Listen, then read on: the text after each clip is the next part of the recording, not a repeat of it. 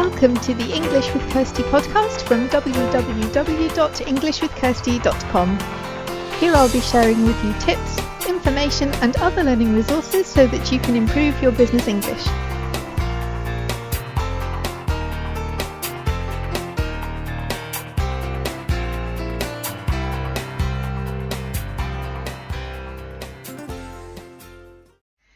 Hello and welcome to episode 163 of the English with Kirsty podcast. And today I'm going to talk about something that should be useful for people who aren't actually looking for the service that I provide. So I know I work with people who want to work with a language professional, a teacher, but a lot of people are, particularly people who are intermediate or advanced learners, are happy to work on their language skills on their own. And that's why a lot of people listen to this podcast, because they don't want a course, but they do want some input on the English language or to listen to a native speaker speaking. And therefore, listening to the podcast is part of what they do every so often to improve their language skills. And I know that a lot of people are like that. And I too have been like that as a language learner. Not so much when I learned Turkish, because I was a complete beginner then and I really needed a teacher who could help me to understand the fundamental differences in terms of grammar and sentence structure and how the language works. But in terms of German, when I finished my A-levels at school, I then didn't do anything else in terms of like a proper German course until for another 10 or so years.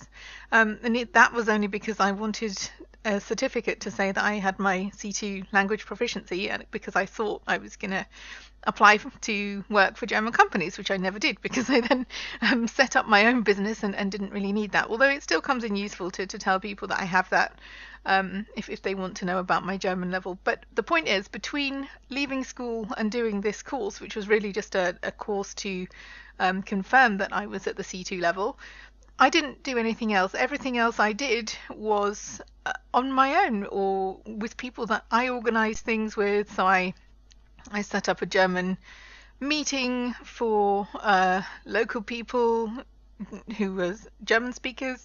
I met people from the internet. I had language exchanges. I read a lot of books. I did all kinds of things, but they weren't part of a course. And I wanted to talk to those people today who aren't doing an English course, aren't looking for an English course, just give them some tips, not as a teacher, but as a learner, the things that I picked up along the way and the things that I found helpful. So the first thing I would say, I have 5. The first thing I would say is it's really good to have a plan, because if you don't, it's really easy to drift, partly because you don't know what you're supposed to be doing or what you want to be doing.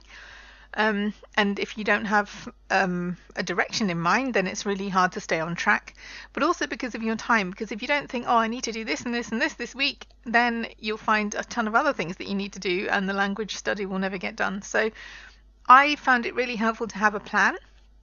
When I was working with my Turkish teacher, not so much, because I knew what day my lesson was on. I knew that I had to find some time before that to do my homework, because otherwise I was going to show up with no homework, and I'm not that kind of student. I don't want to be the one who just says I haven't done my homework. I wanted to be organised and have done the tasks. But weeks when I didn't have a lesson, or later when I stopped having lessons, I understood the importance of having a plan. Like, what do you want to learn this month? It could be a really detailed plan with lots of steps, or it could be the basic, these are my goals for this month or this week even. And I found that working like that really helped me to focus. What do I want to do? Do I want to do some speaking this week? Do I want to find an article and understand it? Do I want to focus on something that I find really difficult and I want to finally get it into my head and understand it? So I've developed something. It is the language challenge. If any of you have done the language challenge before, it's a free challenge. The challenge isn't running at the moment, but there is a PDF with all the tasks from the challenge that can be downloaded and that you can work through on your own. So I will put a link to that on the show notes page, so you can go to that page and request the exercises and work through that. And if you do that, that will help you to make a plan for yourself, because everybody is different. Everybody struggles with different things. Everybody needs English for different reasons. And so the idea of having your own plan is that it's relevant to you, because I think that's a lot of the difficulties people have when they go to do courses, is that some of the stuff just isn't relevant to them, because it's either the wrong level or it's talking about things that you're never going to talk about, like things that you're just not interested in or things that you're not going to do, and then it's really difficult to stay motivated because you don't care about this topic or this activity. So the idea with the plan is it's things that you do care about, it's things that you do want to change. And I do offer language coaching meetings for people, and that's after they've written their plan. If you want somebody to go through it with you, give you some tips on how to meet the challenges that you've identified or ways to improve the areas that you want to improve, that is a paid service, and I do offer that. But the plan making PDF itself is free, so you can just take that and work through it on your own and build your plan, and then you know what you want to do next in terms of your language learning goals. So that's point 1. Tip 2 is it doesn't mean that you have to do it on your own. So if you want to learn on your own, that's fine, not with a teacher, but it doesn't mean that all the activities you have to do are on your own. Some people are glad to hear that because they hate the idea of being on their own and having to work through stuff on their own. Other people think, oh really, I thought I'd got away with that. Like people that enjoy spending time on their own. Sometimes it takes a bit more motivation to push yourself out of the comfort zone and say, okay, yeah, I will go and speak to somebody in English, and you don't want to. But one of the things I found is that even though I didn't want to speak German or Turkish particularly, it was my weakest area, and it was the thing that I needed to do. So you can certainly involve other people in your language learning without it being them specifically teaching you something. They could be friends, they could be language partners, they could just be people like you. Last weekend I went to German Club in the UK. There's a site called Meetup, meet-up.com, and they have various meetings for all kinds of different interests or sports or different age groups, different activities you want to do. And they have quite a lot of language meetups as well. So I went to German Club. There were people from 3 different countries there, at 4 different countries there. But we all spoke German for a couple of hours, and that was fun. Nobody was teaching anybody anything. Okay, sometimes people would help out if somebody didn't know a word, but it wasn't like a course. It was just people having coffee or a beer and drinking that and just chatting in German. That was fun. So you could do something like that. You could see if there's anything like that in your area. Last time I did a podcast, I was also talking about my my WhatsApp club, which is something I've set up. I'm running a pilot project at the moment, but if anyone else is interested in that, send me a message and we can talk about it. That too is a paid service, which is a monthly service, but it's basically for people who want to find others who want to learn English but who maybe don't have anybody locally. So at the moment we've got 3 different countries in the group, including me, and we are having conversation, both written and spoken conversation, in English. I am the only native speaker, I'm the only teacher, the others are learners.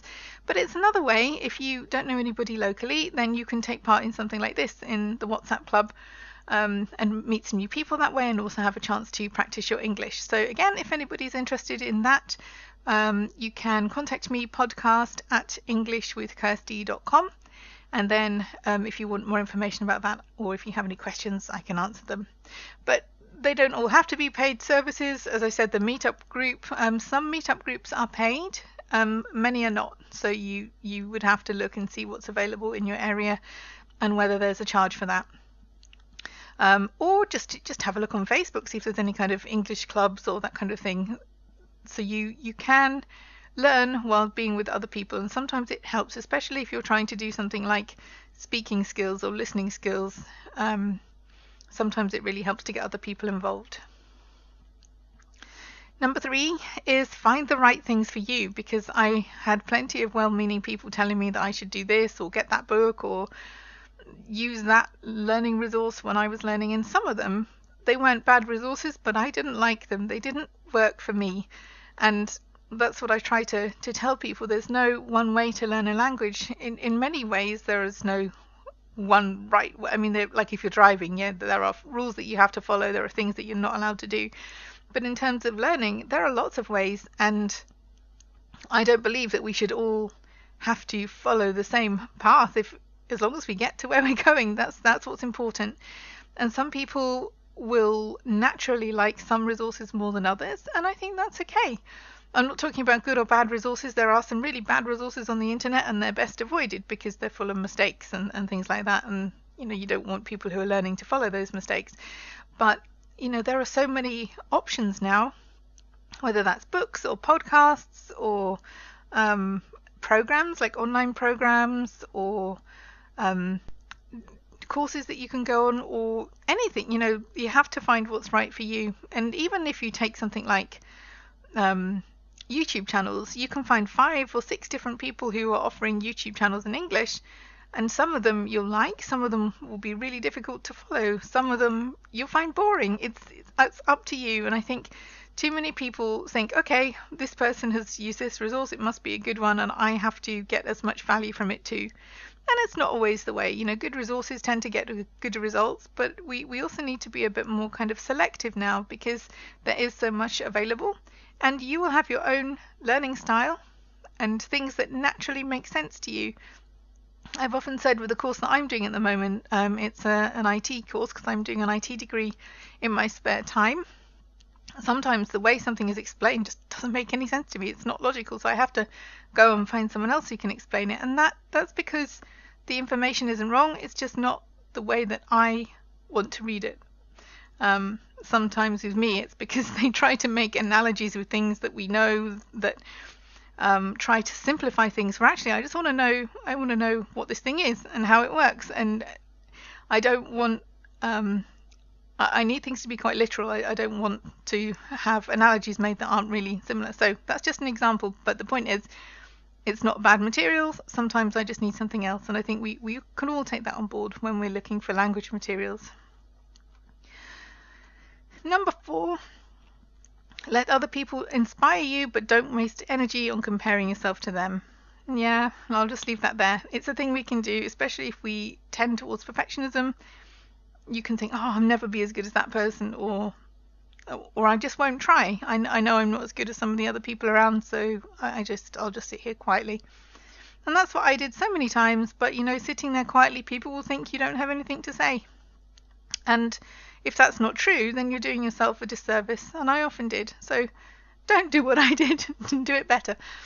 But yeah, there is certainly value to sitting and listening. You don't have to be the one speaking all the time, but I know there are times when I could have contributed something useful and just didn't, because I thought I had to have the perfect sentence and be as good as everybody else around me. And that's, we're all on a journey. Some people are better than you, some people are behind you on the language learning journey, but what's important is your journey, not anyone else's. And if you waste energy in comparing yourself to other people, you will always be doing that.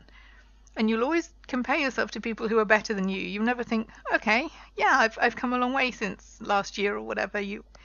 Those of us who do that will always try and give ourselves a hard time. And that's not a good thing, because it's good to celebrate the progress you've made as well. And number 5, make time if it will save you time later. So partly this is related to going back to the plan that we had about, I was talking about making a plan. What do you want to focus on? What are your difficulties? How can you overcome them? What activities do you want to do? And the problem here is you just think, okay, well, I've got these 5 actions now for this week, but I've got no time to do them. And then they don't get done. So you fall at the last hurdle. You've got all your ideas ready, but you don't get them done because you think, I haven't got enough time, I can't do it. And sometimes it's really difficult when you're really busy. I know that. I usually try and fit more into a day than is possible. But, sometimes if you spend a bit of time doing something, you can save yourself time further down the line. So for some of my students, it takes longer to work on their speaking skills or their writing skills. But when they do feel more confident about that, it saves them time at work, because they don't spend so long looking at each email or writing long emails because they don't want to pick up the telephone. So sometimes you might think you haven't got any time, but if you do actually find a bit of time to do some language practice, it will save you time on tasks that you're spending longer on later. So it feels counterproductive because you're putting more time in, but in the end you're actually winning time back because you're not wasting time reading an email 50 times or worrying, spending sleepless nights because you have to do a presentation. Whereas if you really sort of got down to it and practice and felt comfortable about the presentation, you could get that free time back. Not all of it, because you still have to do some preparation, but I've seen how having to do something which involves speaking English can take over people's lives for the couple of days before. And yeah, it's nerve-wracking, it's a bit daunting, it's difficult sometimes, especially if you haven't done it before, but with the right preparation it does get easier, and then the next time it will be easier. So those are the 5 tips. If you want to have a look at them, you can. I will put a link to the blog post about this on the show notes page. So if you go to englishwithkirsty.com/podcast/episode 163, you'll find those, as well as links to the page where you will find the template for doing your plan if you want to do that. And if you want to talk to me about anything I've spoken about today, then that's fine as well. You can email podcast@englishwithkirsty.com. But I hope these tips will help, because not everybody does need a teacher. Some people don't want one, some people can't afford one, some people don't really feel that they need one, but there's still a lot of things that you can do on your own with other people that will really help you to develop your language skills. So I hope there was a couple of tips in there that were useful for you. Otherwise, have a good week and have fun learning English.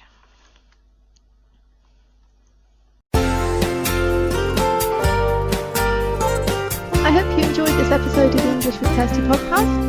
If you have any questions or comments, my email address is kirsty@englishwithkirsty.com, or you can go to www.englishwithkirsty.com/podcast, where you'll find information about the individual episodes.